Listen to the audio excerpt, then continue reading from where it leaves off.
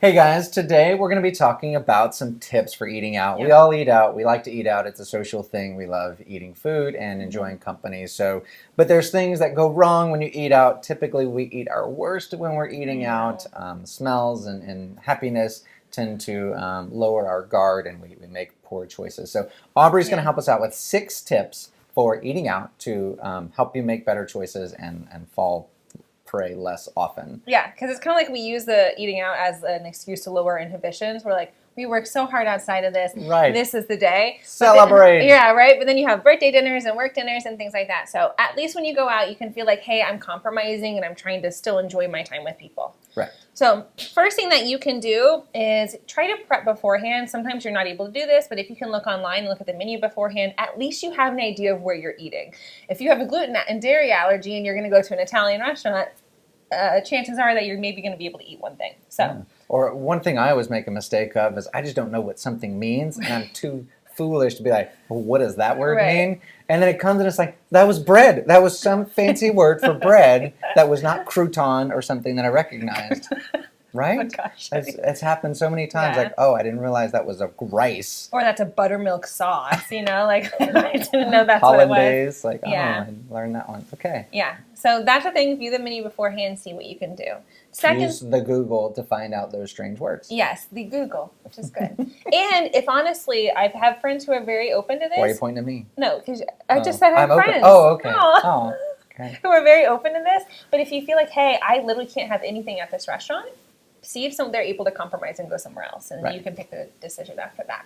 Right. Second thing, stick to 2 main choices, gluten and dairy free. If you're on paleo, if you're on AIP or something, do the best that you can, but at least no matter what, try to do gluten and dairy free. Chances are you're going to be able to scope out which food items are gluten and dairy free, but they always sneak it in there, which comes to my third point. I know we're kind of rolling through these pretty quick. No, it's perfect. Third point is People if are you impatient, that. They Yeah. want to like, what are the 6? Yeah, Give it tell me to now. me. Third point is if you feel like a restaurant is not taking you seriously about gluten and dairy free, say you have an allergy. I worked in the service industry for 10 years at very nice restaurants, and the second you say you have an allergy, it is everyone on deck making sure that that food item is not in your dish that you ordered. So say you have a gluten and dairy allergy. They'll take you very seriously after that because their job is on the line if they don't. And even if you don't have an allergy, say someone in the service industry is getting mad at me right now for watching this, Sorry. take a breath. You can still have food reactions that mimic food allergy symptoms. So just because you don't technically have an allergy does not mean that the food is detrimental to you. So take it seriously. Feel comfortable saying you have an allergy and don't feel like you're lying because... Right. I mean, if you eat gluten and you get fatigue and brain fog for 3 days, Right. and that's a gluten sensitivity, not technically an allergy. Who cares? You still feel like crap for 3 days. So, do you want to feel like crap for 3 days, or would you rather just say I have an allergy and a little white lie to get along with it? Right. Sometimes we feel like at restaurants, tip number 4, that people bring you food that you can't say no to. Oh, I know. So bread. tip number 4 in is Texas, the chips and salsa. Yes, chips and salsa, free bread, little things like that. Sometimes it's hush puppies, which is insane to me. They're good, but try to, when you sit down, tell the waiter, hey, if there's anything, no chips and salsa, no bread. Don't bring it. Yeah, don't bring it at all. And if you feel bad, if they bring it automatically, just say no, that's okay. Someone in the back will eat it, let's be honest, they will. Or if they're not a compliant restaurant, someone else make it the dish. So you're never wasting food for that reason. You've probably made someone else very, very happy. But just tell them no. Get it out of your sight, because what happens is most patients come to us and they're like, you know what? I was doing really, really good until they brought the chips and salsa, until they brought the free bread. I couldn't say no. And if someone else is at the table that did order that or did allow that to happen, then make sure you order an appetizer for you that will work with your dietary restrictions.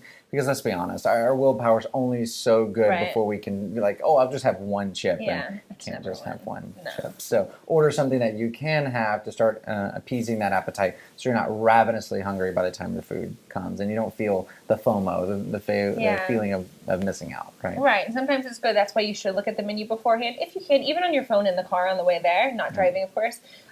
So when you sit down and you go, hey, can I go ahead and get the Coke broccolini or whatever it may be?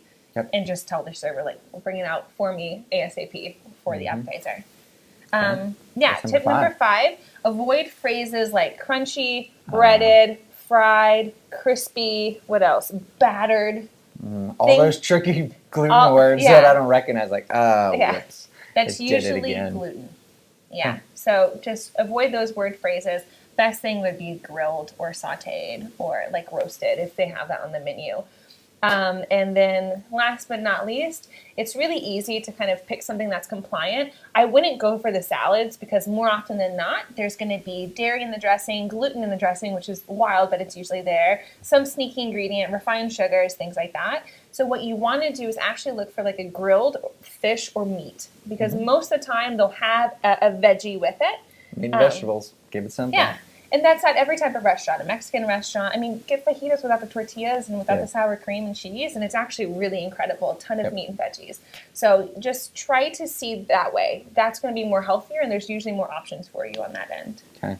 We're in Austin, so we're lucky. A lot of times the menus already have gluten-free or the little wheat symbol, which is ironic, they put the wheat symbol for gluten-free. But so a lot of those restaurants already have it. But don't be afraid to ask for a gluten-free menu. A lot of the chains now are catching on to the gluten-free trend. So even though it's at a restaurant you wouldn't typically think of as gluten-free, the chains might have a gluten-free menu that they just haven't handed out. So just ask, and it makes life so much simpler than like looking at all the foods you love and want. And you just have your gluten-free menu, and those are your options, and you don't even have to necessarily worry about it because everything is in that either naturally gluten-free or they know they have a gluten-free substitute. Right. But of course, be careful with the dairy. Generally, in my eating out experience, my dairy sensitivity is not so bad that I have to avoid butter. So I don't really go for making sure they avoid butter at all costs, but at least avoid all the cheeses and things because there's numerous times that I've looked at a menu and thought, oh, it's like refried beans at a Mexican restaurant. I never put cheese in my refried beans, but everyone else does. So how many times have I gotten the dish and like, oh, crap, it's got dairy in it. And so just make sure if you mention it to the server, hey, I have a dairy allergy or something, they don't have to go as far as butter. Most people don't even consider butter dairy anyway. It is. But at least that way they'll be on the lookout for like, oh, we sprinkled cheese on this for no reason. And then instead of trying to pick it out, it just comes without it. Friendly tip, you will never be annoying to a server who is actually that's not true. You can. No, if you're being kind and considerate. That's true. If you're being kind and considerate and say, hey, I have an allergy, don't feel embarrassed. You can tell them you're embarrassed. They'll only have a little bit more empathy for you. Plus, they make money off of you. So if they can make you happy and then you tip well, then it's a win-win situation. That's true. Every single time someone gets my allergies right, I tip a ton of money. I'm like, thank you for not killing me. Thank you. Thank you. But, yeah. Anyways, I know this is pretty quick, but those are about 6 different tips that you can choose to pick. We had a little 7th bonus in there. A little 7th bonus. I was like, I short-circuited for a second. So we have a nutrition course online and a grocery store tour online. So we want to encourage you, go check out our courses because in these short videos you can learn lots of things. But of course on the courses we'll go into more detail about why gluten, why dairy, where are the hidden places and all that. So look at our courses online so you can learn more and take control of your health. That's on our website, oubemedical.com. Of course, follow us, like us, subscribe to our channel. And we'll see you next time. Bye, guys.